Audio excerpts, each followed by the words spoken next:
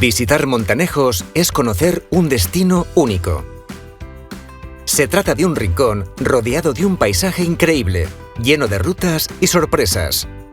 Dicen que una de sus mejores cualidades es la salud que reparte, ya que sus aguas poseen propiedades curativas. Disfruta de un buen baño en sus aguas termales, relájate y descubre este rincón de la Comunitat Valenciana.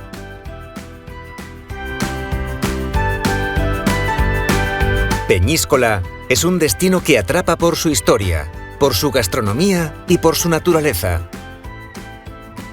Esta ciudad cuenta con diferentes ambientes para disfrutar del mar, de la montaña y también de grandes monumentos de su pasado.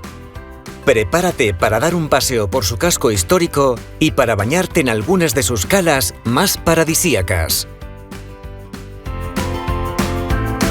Vilafamés es de esos rincones que desprende magia y en el que los aromas se funden con los colores de la naturaleza. Un lugar con historia donde sus tradiciones siguen más vivas que nunca. Recorrer sus calles es como viajar en el tiempo, hasta conocer las raíces culturales que le dan ese toque tan especial. Todo un legado que lo ha convertido en uno de los pueblos más bonitos de España. ¿Te vienes?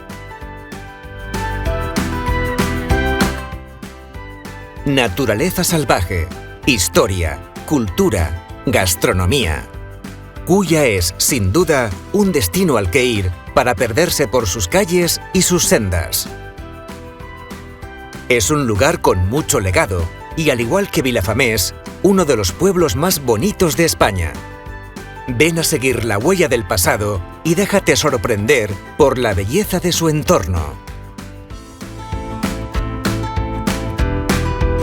Castellón de la Plana, junto al Mediterráneo y salpicada de monumentos, es una ciudad genial en la que disfrutar de la gastronomía, la cultura y las playas fantásticas. Acompáñanos a recorrer una ciudad muy especial que ha conservado su espíritu marinero y en la que monumentos con mucha historia te acompañarán a revivir tradiciones muy antiguas. Un lugar al que volver una y otra vez. Castellón es una mezcla de interior, mediterráneo y ciudad. Organiza el viaje que mejor se adapte a ti o atrévete a explorar nuevos destinos.